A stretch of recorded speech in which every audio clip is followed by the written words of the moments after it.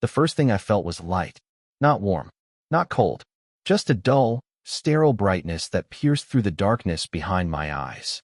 My lids were so heavy, like they'd been stitched closed for years. My throat burned. My limbs felt like stone. Then came the beeping, steady, rhythmic, relentless. Where was I? I tried to move, to sit up, to speak, but nothing happened. My body didn't respond. I was trapped inside it, fully awake, utterly powerless. Until a voice broke through.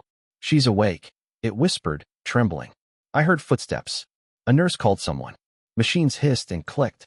Then, after what felt like an eternity, someone held my hand. "Emily?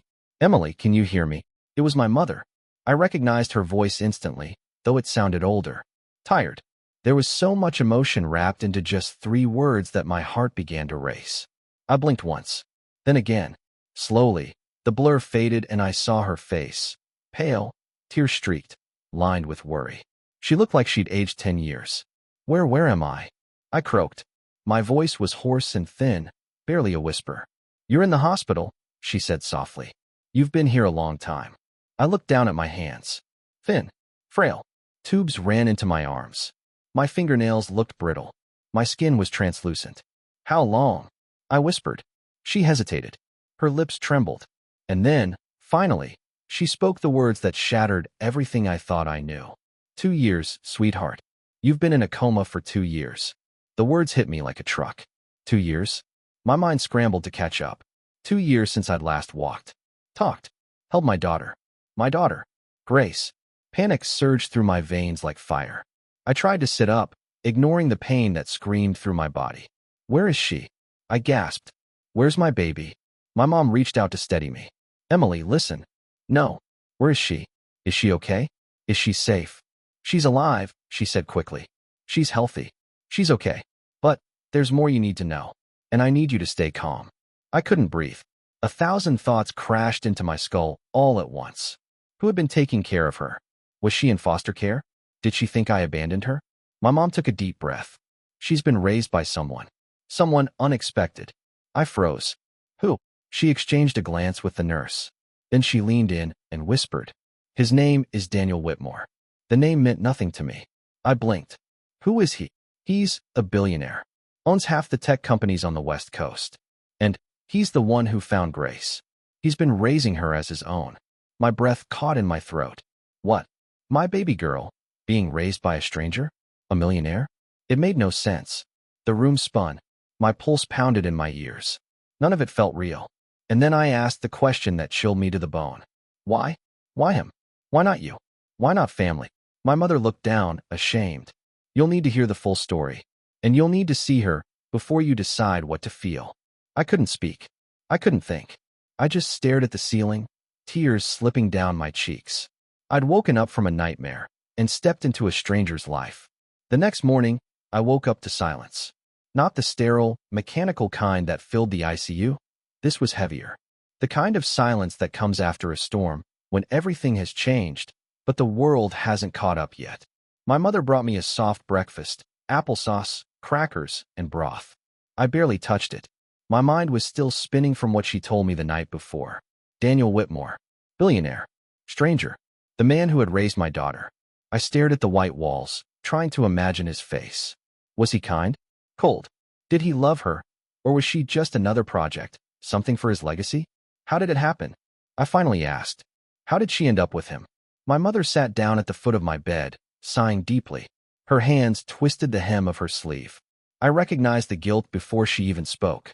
"You were found unconscious after the accident," she began. "You were driving back from the clinic. They said it was a seizure. You hit your head. There was bleeding. Grace was with you. She was crying in the back seat." My chest tightened. She wasn't hurt, thank God. But you didn't regain consciousness. I wasn't in town. I was in Europe dealing with your father's estate. By the time I got the call, you'd already been transferred to a long-term care facility. I tried to follow, but my thoughts were screaming one thing. Where was Grace in all this? And Grace. Mom swallowed hard. Social services took her. Temporary foster placement. But that home, they weren't kind. She was only there for a week before she wandered off. A toddler. Alone. I gasped, horrified. She got lost. Mom nodded, tears in her eyes. They found her outside a tech convention in the city.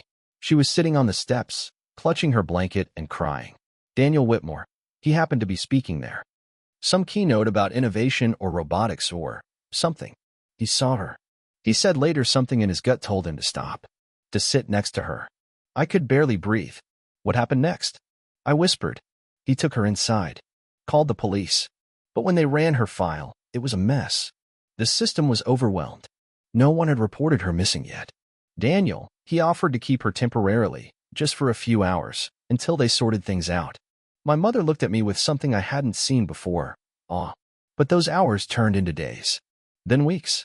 And by the time the courts caught up, he had already hired private investigators. Tracked your medical file. He knew you were alive, but no one expected you to wake up. The room swam in front of me. And the court just let him keep her? I asked, disbelieving. He didn't buy his way in, she said quickly. They did background checks, home evaluations. And Daniel, he was patient, respectful. But Grace bonded with him instantly. She cried when anyone else tried to take her. A lump formed in my throat. She called him Papa after just 3 weeks, Mom added quietly. I turned my head, pressing my face into the pillow, hiding the sob that tore out of me. Every second I'd spent asleep, he was living her life. He was seeing her first words, her bedtime routine, her scraped knees and giggles. He wasn't a villain, but he had taken my place. And I didn't know how to forgive that, or if I ever could. 3 days passed before they said I was strong enough. 3 agonizing days of waiting, of imagining, of panicking. I rehearsed everything I would say 100 times in my head, but no version ever felt right. How do you look into the eyes of your child, a child who no longer knows you, and say, I'm your mother. I'm back. Please don't forget me. The hospital arranged a private meeting room. No cameras. No press. Just me, a doctor on standby, and them. I sat in a wheelchair by the window, my legs still weak, my heart pounding louder than I thought possible. Then the door creaked open. She entered first, small, confident, with curly chestnut hair that bounced as she walked. Her eyes scanned the room quickly, then settled on me. She blinked, and in that one blink, my world stopped. It was her, my Grace, but older, taller, more grown than I could have imagined. She had freckles now, just like I did at that age. And the moment I saw her little pink backpack and stuffed bunny, I felt my breath catch in my throat. Grace, I whispered. She didn't respond, just tilted her head slightly, curious. Guarded. Then came him. Daniel. He followed behind her like a shadow, tall and composed, dressed in a casual suit, the kind that screamed effortless wealth. But it wasn't his clothes I noticed, it was the way his eyes never left her. The protective hand he gently placed on her shoulder. The quiet way he crouched beside her and said, Sweetheart, this is Emily. She's the woman I told you about. Grace looked back at me again. She didn't smile. She didn't cry. She just blinked, wide-eyed. You're the sleeping lady? She asked. I felt tears rise instantly. My voice cracked as I nodded. Yes, honey. I've been sleeping for a long time, but I'm awake now. She clutched her bunny tighter. Papa said you were very brave. I glanced at Daniel, surprised. He gave me the smallest nod, his expression unreadable, respectful, distant. I held out my trembling hand. Can I hold your hand? She hesitated. Then, slowly, she stepped forward and placed her tiny fingers in mine. Her hand was warm, small, real. The tears I had tried to hold back spilled over. I didn't sob, not yet, but I felt my body shiver under the weight of 2 years of absence crashing into that one fragile moment. I missed you so much, I said. Grace looked up at me. But how can you miss me if you were sleeping? I almost laughed, a strangled, broken sound. Because a mother never really sleeps, sweetheart. Not in here. I placed her hand over my heart, not where it counts. She stared at me, her brow furrowed, like she was trying to understand something too big for her age. Then, in a whisper, she said, You smell like sunshine. I broke. Daniel stepped forward quickly, a concerned look on his face, but I waved him off. I'm okay. I gasped. I needed this. We sat there for what felt like hours. Talking. Playing. She showed me her drawings. Told me how Daniel makes silly pancakes on Sundays and how he lets her feed the ducks in the park. Every word was another knife, because every word meant he had been there for moments I couldn't be. But she also asked me about lullabies, about my favorite color, if I knew how to braid hair. And I did. God, I did. As she climbed into my lap, something shifted in her, and in me. The space between us began to shrink. There were still cracks, but maybe there was time to fill them. Daniel stayed quiet, watching, always watching, and I finally looked at him. Really looked. Not as the stranger who raised my child, but as the man who saved her. The room emptied slowly. Grace had grown sleepy after a while, curling up on the small couch with her bunny tucked under her chin. My mother gently lifted her and carried her out, whispering that she'd bring her back tomorrow. And then it was just us. Me and Daniel Whitmore. The man I'd never met, but who had been living the life I'd dreamed of, the life I was supposed to have. He didn't speak at first, just stood near the wall, his hands clasped behind his back. A gentleman. A statue. A fortress. I broke the silence. You've done well with her. He glanced at me surprised. Thank you. She's bright, confident, and she looks at you like you're her whole world. Daniel stepped forward slowly. She's an incredible little girl. I didn't know what I was getting into when I found her. But once she was in my life, I couldn't walk away. I studied him. He didn't look like the playboy billionaire type. No ego. No smugness. Just quiet strength. Tired eyes. Maybe even guilt.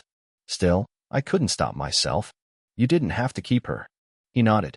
I know. You could have waited for the system. For her family. You knew she had one. I did, he said. And I tried. Your mother wasn't reachable.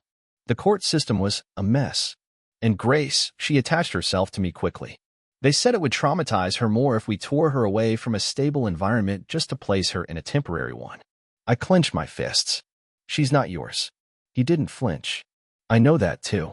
Then why act like her father? His voice dropped to a whisper. Because someone had to. The words hit harder than I expected. He wasn't defensive. He wasn't angry. He was honest. Painfully so. I looked away, swallowing my frustration. You took everything from me. I never meant to, he said. And I'm not trying to keep anything from you now. If you want to take her, legally, if you want full custody, I won't fight it. I've prepared for that. I stared at him, stunned. You'd let her go? His jaw clenched. He looked out the window, then back at me with eyes that shimmered under the hospital lights. If you think it's what's best for her, yes. There was a silence between us so thick it felt like it had mass. I should have felt triumphant, vindicated, empowered. But instead, I felt something else. Loss. She calls you Papa, I said quietly. He closed his eyes. Yes. She started that on her own. I never asked her to. I hated that I believed him. I hated that I was grateful. And I hated that this man, this complete stranger, might be the only reason my daughter was safe, happy, and whole. Why did you even care? I asked. You could have handed her off, sent a check, walked away. Why not do what every other powerful man would have done? Daniel looked at me, and, for the first time, I saw something break in him. My wife, he said softly. She died during childbirth. Years ago. I never got to hold my daughter. Never got to hear her laugh or cry. Grace, she reminded me of what I lost. My breath caught in my throat. He wasn't saving her. She was saving him. I looked down at my lap, unsure of what to say. He stepped closer, his voice gentle. Emily, I know this is complicated, and I won't pretend to understand what you're feeling, but I'm here, not to take anything from you, just to figure out what this new world looks like. For all of us. I looked up, blinking away tears. Are you saying we share her? He hesitated. No. I'm saying we fight for her together. If you're willing. The first breath of fresh air outside the hospital was jarring. It smelled like spring, like wet pavement, distant lilacs, and a freedom I hadn't known in years. I closed my eyes and tilted my face toward the sun, feeling its warmth seep into my skin like a long-lost friend returning after a painful silence. I wasn't in a wheelchair anymore, but I moved slowly. My muscles were stiff, my body fragile. Yet I was determined. Today wasn't just about walking again. Today, I was going to spend a full afternoon with my daughter. Outside. In the world. Daniel had arranged everything. A quiet park. No cameras. No press. A picnic blanket. Some toys. Her favorite snacks. It was all waiting. But I wasn't ready. I wasn't sure I could be ready.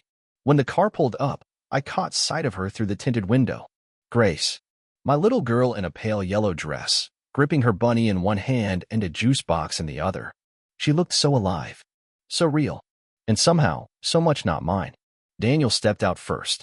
He opened the back door and crouched to help her down. She squealed at something he whispered, laughing that carefree, bubbling sound I hadn't heard in years. And that laughter broke me all over again. But this time, I didn't cry. This time, I walked forward.